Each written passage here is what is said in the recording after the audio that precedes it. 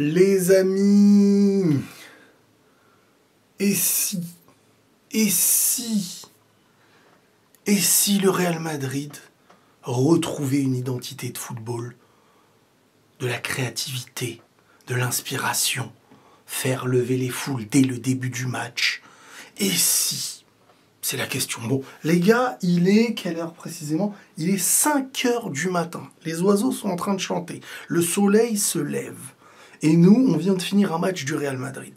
C'est pas la première fois. Moi, quand je suis au bout du monde, vous le savez très bien, que je dois me lever à 3h, à 4h, à 5h, c'est pas une galère. Bon, là, j'ai pas dormi. Le Real Madrid gagne 3-0 son match, dernier match de la phase de groupe de la Coupe du Monde des clubs contre Salzbourg.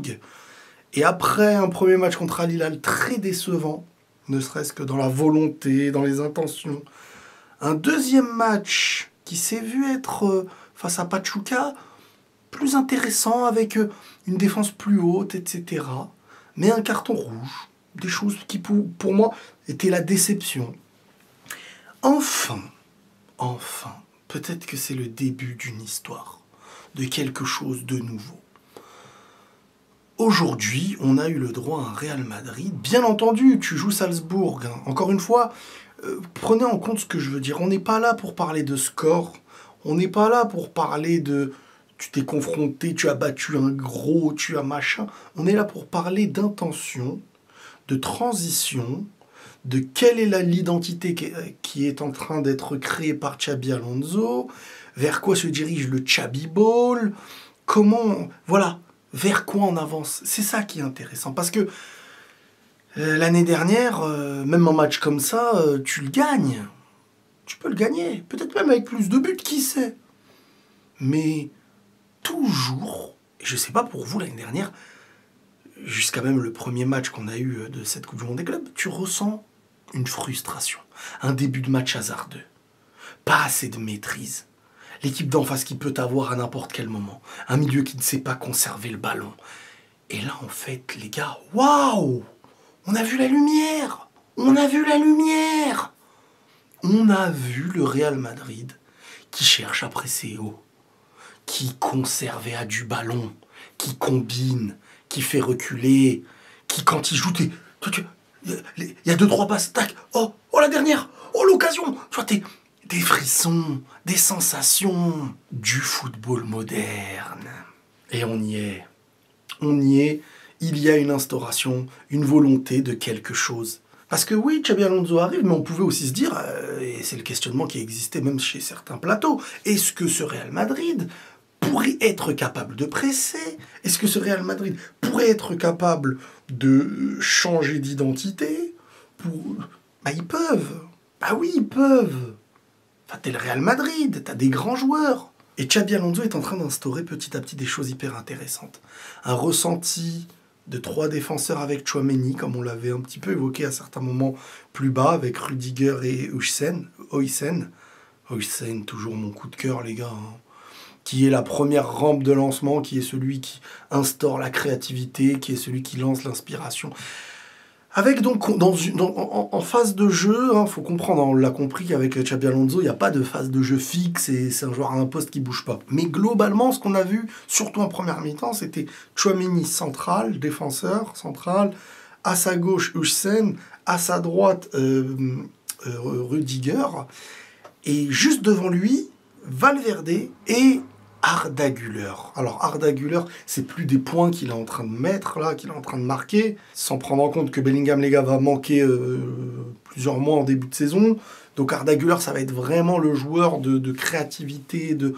Et les gars, Arda Güler, bah moi je me suis régalé. C'est le football qui lui convient, c'est le coach qui lui convient, c'est la saison où ça y est, là c'est le joueur qui vient chercher le ballon très bas. Voilà, en fin de compte, avec 3 défenseurs en phase de jeu, Fran Garcia et donc Alexander-Arnold qui sont beaucoup plus libres haut. Fran Garcia, les gars. J'ai vu le plus beau match de ma vie de Fran Garcia aujourd'hui. Parce que ces points forts qui sont l'excès d'engagement, je l'ai même vu mettre un petit pont. Je l'ai même vu mettre... Ce que je trouve hyper intéressant, c'est que tout le monde a une consigne. Et cette consigne, elle est collective. Vinicius et beaucoup de joueurs, je les voyais pas jouer beaucoup avec Fran Garcia qui servait qu'à compenser le niveau par le manque de niveau, entre guillemets, en comparaison. Et aujourd'hui, bah, tu vois Vinicius, il lève la tête, il joue avec Fran Garcia joue avec lui, et Fran Garcia est mis dans des dispositions qui lui sont favorables, comme ce que je pouvais évoquer pour un joueur comme Baldé avec le Barça. Je compare pas du tout les joueurs, mais je dis juste de savoir mettre des joueurs dans des éléments favorables qui ont l'air de les rendre plus forts, parce qu'ils sont mis dans des dispositions qui sont favorables. Et le Fran Garcia du match, là, bah franchement, moi je dis bravo. Moi je dis bravo, monsieur. Parce qu'il m'a sorti un match d'une cohérence. Moi j'applaudis. Moi j'applaudis. Vinicius, les gars, sur le but. Alors il a raté des occasions, mais en fait la sensation que tu peux être imprévisible, que derrière tu maîtrises, que quand tu joues au milieu et que ça construit avec Güler, Bellingham, tout ça, on est sur de la... C'est des mecs qui font un usage du ballon. J'avais plus vu ça au milieu depuis... Et pourtant on en a joué des équipes parfois du niveau de Salzbourg et tout ça. Mais t'étais pas cohérent, tu comptais sur l'individualité, tu ne vivais pas... Et là je vois des choses très bien construites. Et t'as un surnombre aussi qui fait que... Alexander-Arnold, j'aime bien certaines passes, j'aime bien certains choix, j'aime bien sa patte droite, mais je le sens encore bridé. Je sais pas pour vous. Alexander-Arnold, je le sens bridé pour l'instant. Alors, je sais pas, mais c'est une sensation que j'ai, qui sait encore assez bien se positionner. Je le vois pas assez être libéré quand il joue. Peut-être qu'il a besoin de s'adapter, il est encore nouveau, lui, hein, c'est un joueur qui vient d'être recruté. Mais on sent quand même que... avec plus de liberté, il y aura plus de facilité et de compréhension. Vinicius, son but, me rappelle le... De toute manière, Vini, les gars, arrête avec tes 13, Vini, frérot. S'il te plaît, s'il te plaît. Tu vois, là, t'es revenu avec ta coupe, t'as pris 10 classes footballistiques au-dessus, clairement. Mais j'aime ce football collectif qui ne dort pas sur l'individualité, mais qui rend l'individualité beaucoup plus cohérente collectivement. Et ça te donne envie de voir beaucoup de joueurs jouer. Parce qu'avant, avec Ancelotti, et attention les gars, il ne faut pas utiliser s'il se passe de bonnes choses avec Xabi Alonso, il ne faut pas cracher sur Ancelotti. Ancelotti, il a fait de très grandes choses. Il arrivait à un cycle où pour moi le football changeait.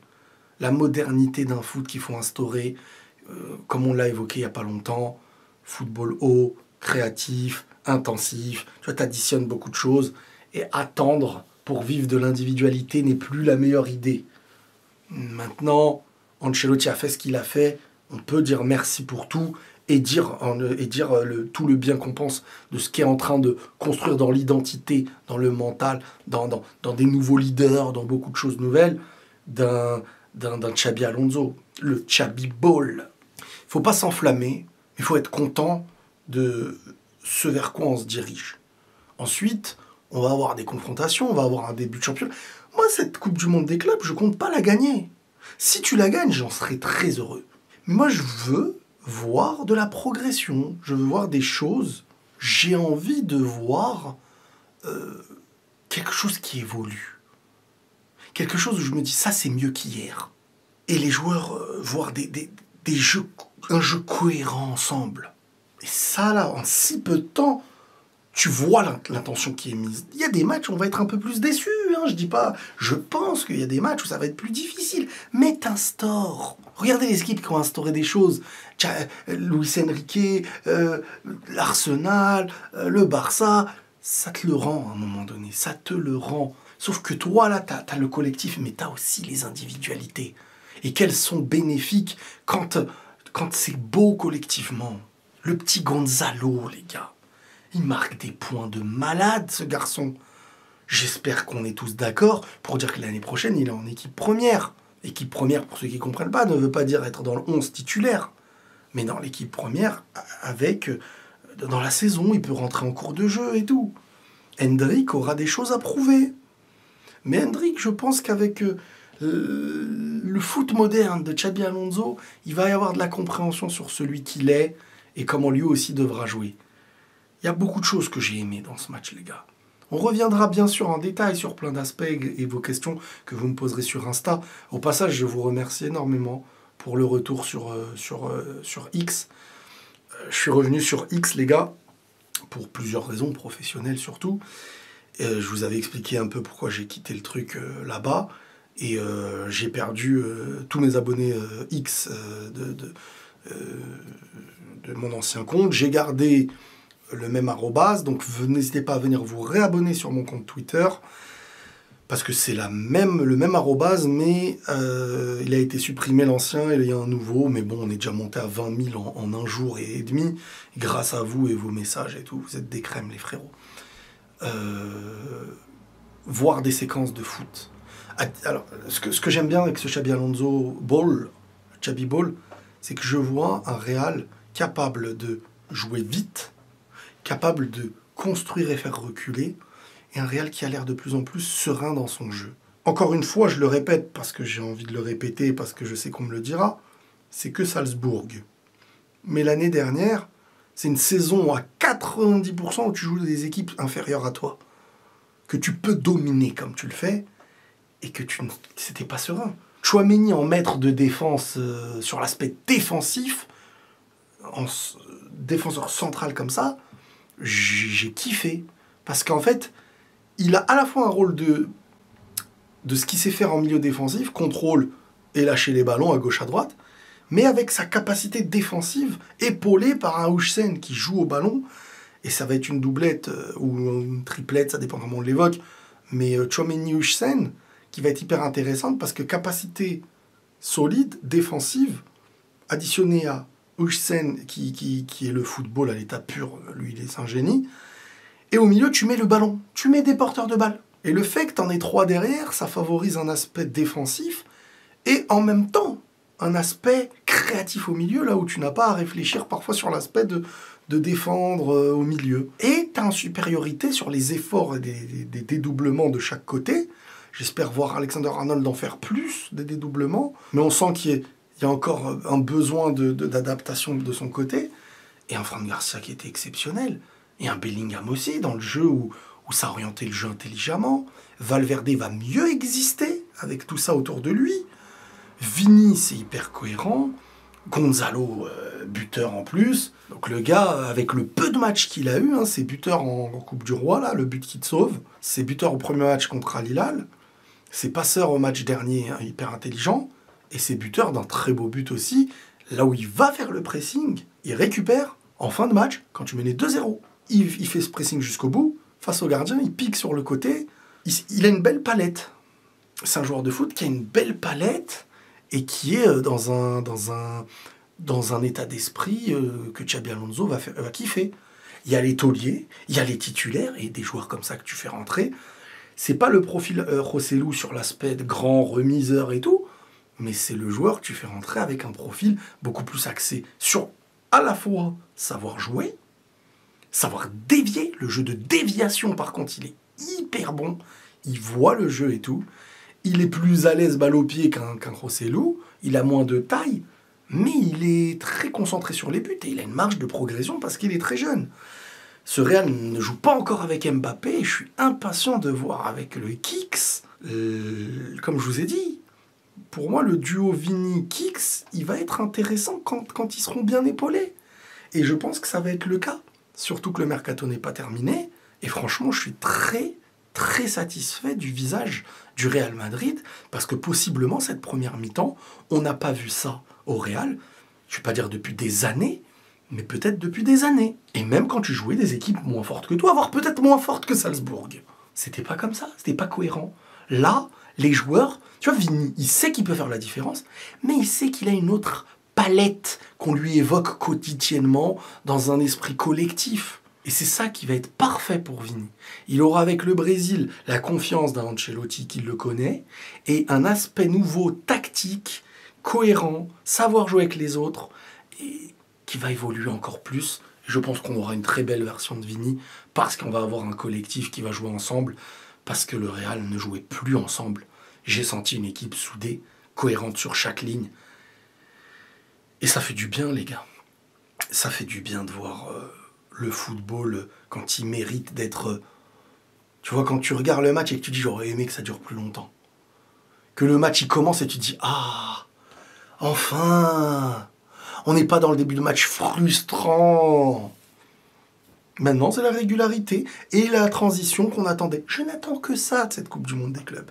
Cette transition qui fait que le début de saison, tu vas arriver avec une identité, une cohérence. C'est ça qu'on veut, c'est ça que je veux. Très content. Et vous savez, je ne sais pas si vous avez remarqué, ce Real n'a pas besoin d'en faire trop dans le cinéma, dans l'énervement. Parce qu'en fait, première idée qui vient dans leur tête, c'est football. Joue au foot. Les amis, je suis très content. Je pense que vous, Madrilène aussi, vous êtes très contents. On avance vers la bonne direction. Et si on retrouvait un peu de bonheur cette année par rapport à la dernière saison? On verra. Mais ça nous fait vraiment plaisir. Le Real va donc être du côté du tableau de la Juventus, du Bayern ou du PSG. C'est le meilleur côté dans l'idée d'aller possiblement plus loin. Parce que l'autre côté, tu jouais directement Manchester City, tu pouvais sortir en 8e. Là, la Juve, faut gagner. Et ça va être intéressant. Et là, on va arriver sur les matchs à élimination. Et là, il va y avoir plus d'enjeux. Et là, on va peut-être avoir des nouvelles sensations. Peut-être Kylian Mbappé. Ça fait plaisir, les amis. Prenez tous soin de vous. Bonne journée parce qu'il est très très tôt. Hein. Vous avez pu voir ma tronche. Là, je vais aller au lit. Reposez-vous bien. Et pour ceux qui verront la vidéo demain, bonne journée à vous. Prenez tous soin de vous, les amis. Et la paix sur vous.